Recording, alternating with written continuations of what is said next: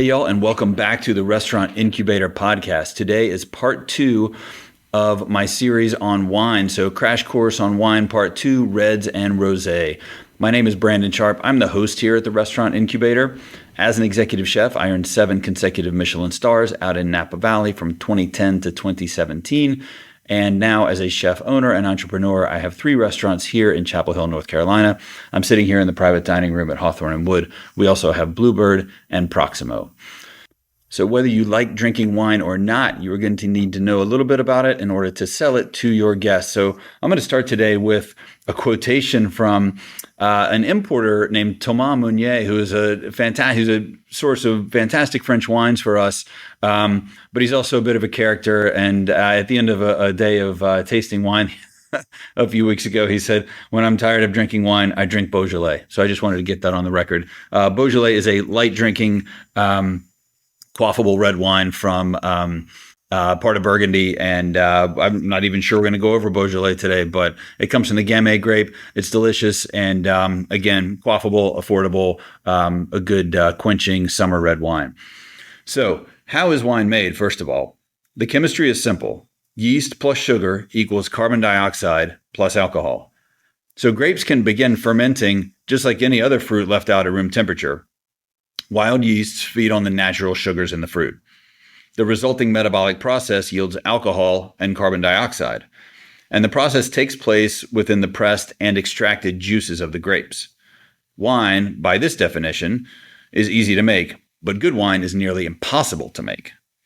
So all wine grapes have white juice, believe it or not. Red wine grapes have red skin and white juice. So red wine develops its color from, quote, skin contact. So that's the part of the fermentation process when pressed grape skins are left in the fermentation tank or other fermentation vessel with the fermenting must, and that's another word for grape juice. Some red wines, like Petit Verdot, add a more intense pigmentation than others, but not quite as much distinct flavor. And so grapes like Petit Verdot are used as a very small percentage of the cépage. Cépage is a French word meaning blend, the blend of grapes in a particular wine. So the riper the grapes at the time of harvest, the more sugar that they have inside. So grape sugars are measured on something called the Brix scale, which tops out, I think, around 19, maybe 20%, but it's a low number. And so the higher ABV, which stands for alcohol by volume, you'll see ABV 12.5% or 13.5% on a wine label. It means alcohol by volume. But the higher ABV of a finished wine that those grapes can produce is dependent upon their degrees Brix. So the most powerful, at least the most powerful non-fortified wines that I know of are California Zinfandels. And they top out around 17 or 18% alcohol by volume. So white wines of like the Mosel region, where it's much cooler, in Germany, on the other hand, those may come in at only 7 to 9% ABV. So fermentation ends naturally when the yeast cells have consumed the sugars and just die off. For off-dry wines, and off-dry just means slightly sweet for our purposes here. Off-dry wines, like some German Rieslings, the fermentation is stopped by killing the yeast before all of the sugar has fermented into alcohol, and that yields a slightly sweet wine because the yeast has not consumed all of the sugar that's in that grape juice, that fermenting grape juice. And so that's usually just done by severely and quickly chilling the wine. That will kill the yeast. So as of this writing, or as of this podcast, there are exactly 1,877,089,414 fancy-sounding terms that wine snobs and educators like to throw around. And that number increases by the minute. But I'm only going to include one more here, and that term is tannins. So tannins are phenolic compounds in red wine. They come mostly from the grape skins, but they also come from seeds and stems a little bit. So they give red wine its dry, astringent quality that can feel a little bit like chalkiness or tackiness against your gums. But those phenolic compounds, those tannins, they also add structure to the wine and help it age over time. So that's one reason that red wines are known for their age-worthiness. So if you're still thinking about opening your own restaurant, I've refined and built a series of tools over the course of my career. Maybe there's something there that you can use, but check out that. That's in the link in the show notes. Just click on that, see if there's something there you can use. But if you are a little bit unsure about the business side of the restaurant business and not sure what you're getting into, you know how to cook, you know how to run a bar, you know how to manage a dining room, you know how to do all of the operational stuff, but the business side is new to you, click on that link. Maybe there's something there you can use. All right, so now how to buy and sell rosé and red wines. So a glass of red wine, it often makes a meal feel grown up, makes a meal feel official. Guests will expect it with steaks, burgers, pork chops, and generally at least to have it available with most entrees. It anchors the main course, and it raises the check average, obviously, without adding any extra work for the kitchen. Rosé wine, on the other hand, this is sort of your secret warm weather moneymaker. It's easy to pour, it's easy to like, and it is very, very versatile when it comes to pairing. So you could easily spend a lifetime exploring the literature, the vineyards, and the products of the world of wine. But if you don't love wine or don't drink it, no need to worry. There's no need for you to memorize any sort of wine Bible. Just learn these key grapes that I'm about to talk about, what they taste like, what they pair with, and how to pitch them. So first, rosé. So rosé, as I said, easy drinking, all season, crowd pleaser. So rosé is a style of wine, just like red wine or white wine or sparkling wine. And it may have its own, it may be a short section, but it may have its own section on your menu. So dry rosé is one of the easiest upsells that you have, especially when patio season hits. Guests see it and think of it as refreshing and celebratory, but not intimidating, not too serious of a wine. So here are some of the key styles and regions for rosé wine. So from Provence in France, usually wines are the pale pink, dry, and crisp, notes of strawberry, watermelon, and herbs. Spanish rosados, usually a little bit slightly darker in color. They give a little bit more skin contact to the rosés in Spain. The fruit's a little bit riper, might have a little bit more body. So, a little bit, maybe the steak coming off the grill or a burger is good with the Spanish rosé. And then California rosés are usually a little bit fruitier. The fruit gets a little riper, so they're picked at a little bit higher brix, so a little bit higher alcohol. They seem fruitier, they seem riper, and sometimes they may even seem slightly sweet, even if they are technically dry wines. So classic pairings for rosé wines in general: charcuterie boards, grilled vegetables, tapas, grilled salmon, and just most picnics. I mean, rosé and fried chicken, rosé and cold fried chicken, one of my favorite combinations. So one sales tip for your team: pitch rosé as the white wine for red wine drinkers. So if someone wants red, but it's 90 degrees outside, or they just, their palate is just not attuned to dry red wines, pour them a Provence rosé instead. And also rosé performs very, very well as a lunch or brunch wine. Good place for you to sell and feature it and do by the glass features at lunch.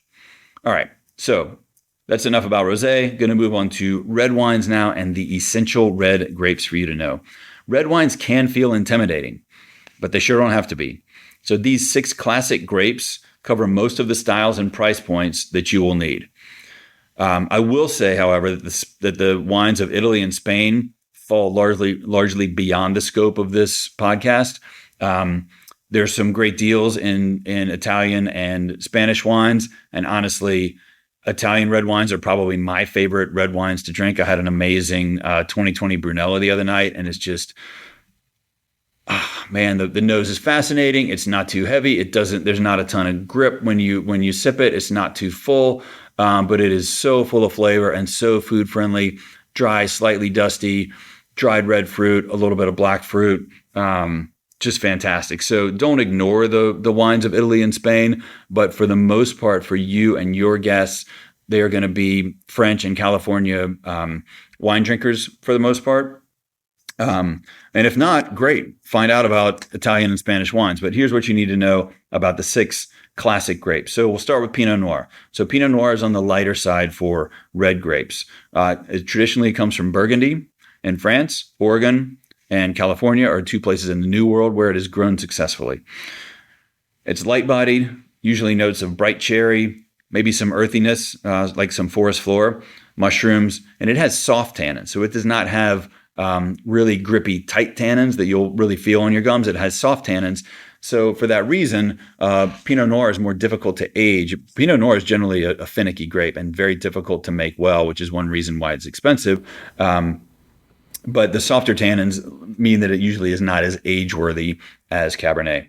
So it's perfect for guests who say they like light reds. Some food pairings for you are roasted chicken, salmon, duck. Mushroom risotto is great. A lot of vegetarian, especially French and American style food, vegetarian entrees, great with Pinot Noir.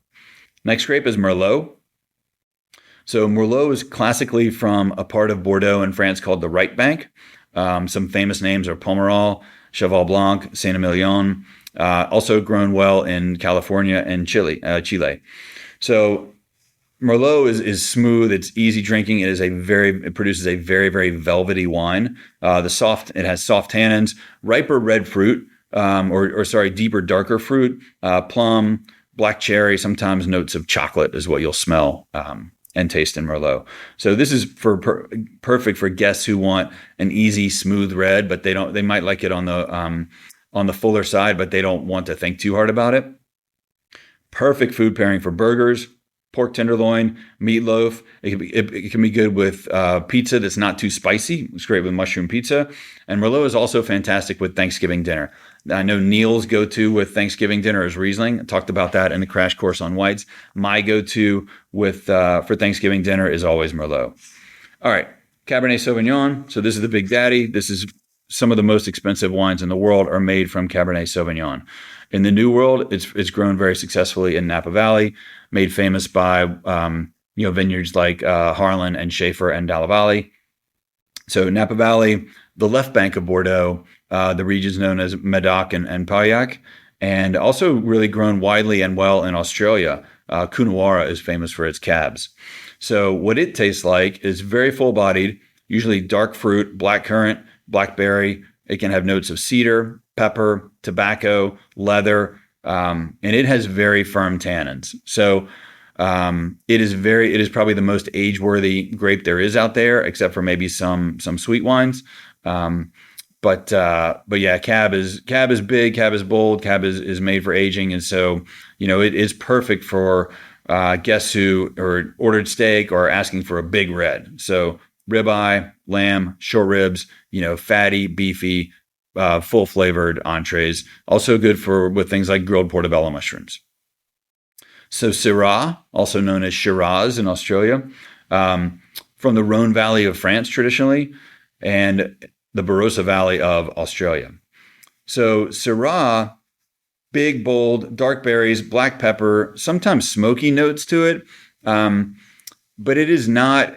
It is big up front and on the nose, but it is not going to crush and consume your palate the way that Cab does. It can release on the palate, and even though some of them can be inky, almost to the point of being deep purple, almost to the point of being blue, especially in some California wines, Syrah is not going to just crush your palate the way that Cab does. So it is great for barbecue, anything off the grill, and spice. So up to a certain level of spice. You don't want to go high alcohol red wines with any really spicy foods, but Syrah is great for a cookout. Grilled sausages, yeah, barbecue ribs, grilled lamb, great with smoked brisket as well. The fifth grape we're going to talk about is Malbec. So Malbec is traditionally from the Cahors region in France.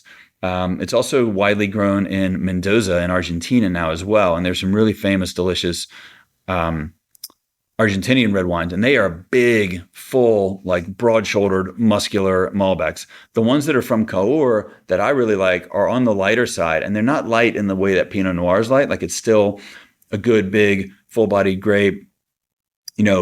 Lots of juicy, plush, dark fruit, plum, blackberry on the nose, but it has smooth tannins as well. And so Malbec, I think, is a great food wine for stronger flavors. And also it's served a lot of time, I feel like, with Latin American food, especially beef dishes, flank steak, empanadas, pulled pork, ropa vieja, that sort of thing.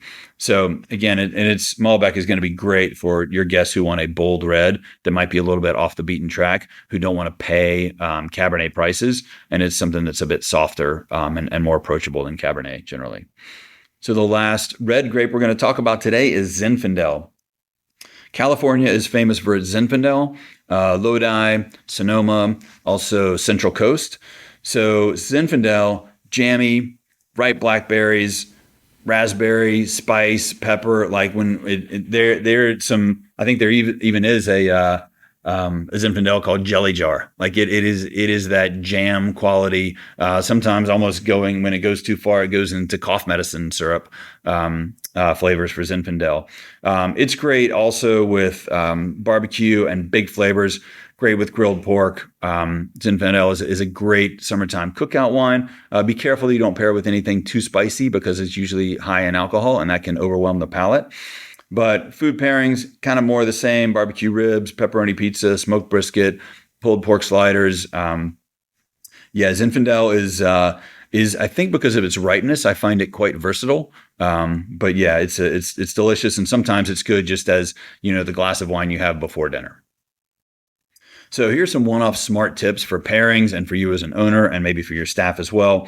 So for spicy food, avoid high alcohol reds with very spicy dishes. The alcohol in there makes the heat feel hotter. So go for softer, fruitier reds instead. If you have something that's really spicy, go for a cold beer, go for a rosé. Red wine is really, really not good with super spicy food. Fats and tannins. So we talked about tannins in the beginning. I mentioned it a couple times in throughout the podcast today. High tannin wines like young Cabernet Sauvignon, they need fat to taste balance. Otherwise, they're going to taste bitter and overpowering if the meat is too lean. So pair big reds, especially big young reds, with steaks and fattier cuts of meat. It's tempting to pair cab with strong meats like lamb shank or venison. But lamb, honestly, is usually better off with something a little bit funkier like a Rhone Syrah. It just makes for a better pairing. Venison is often better with Malbec or California Pinot Noir. And kind of back to the beginning of that tip, venison is quite a lean meat. High in protein, big in flavor, but a lean meat, and the tannins in a young Cabernet can easily overwhelm venison. So I like Syrah a lot better with game meats like venison and lamb. Sales advice for your team: train them to ascertain what the guests will be eating and then connect the dish to the wine. Oh, you'll be enjoying the brisket tonight? Our Syrah by the glass is delicious with that. Have your team always offer several by the glass options. So guests are more likely to try a bolder red and something, that they haven't had before that's maybe outside of their comfort zone if they don't have to commit to the whole bottle. And use your menu to do the selling as well. You can add tasting notes that sound vivid and not intimidating or snobby. This Malbec is like biting into a ripe Santa Rosa plum. Perfect with a peppery charred steak. There you go. So some key takeaways for you today from the crash course on red and rosé wines. Red and rosé wines don't have to be complicated. If you can learn this handful of 6 grapes, memorize a few food pairings, and coach your servers to pitch with confidence, you don't even need to drink it yourself. You just need to be able to help your guests enjoy it. So an essential part of finding satisfaction and especially value in wine, beyond but interwoven with the various sensory pleasures, is context and power of suggestion. So even the most well-trained wine palates in the world are regularly fooled in double-blind experiments that trick the senses, like pouring wine from different bottle that it was originally bottled or aged in, or serving wine in black glasses so that the color of the wine is not a clue to how it should smell and taste. And if the experts can be misled, surely you can convince the young couple at the cozy, beautifully lit table 92 over there that they will enjoy this silky Rutherford Cab, of which only 60 cases were made. So there's a romance to red wine that your guests want to be a part of. And if you're able to tell them confidently and truthfully what is special about a certain wine and why they will enjoy it, you'll find them thanking you for the suggestion shortly afterwards. Thanks for joining me today on the Restaurant Incubator. If you enjoyed today's podcast and found some value here, please forward it to 2 friends of yours who have a bright future in the restaurant industry. We don't advertise on this podcast. We don't accept sponsorships. So the way that it spreads is by good word of mouth and your recommendations to others in the industry. So please take a moment to do that. Till next time, stay humble, stay hungry. Thanks, y'all.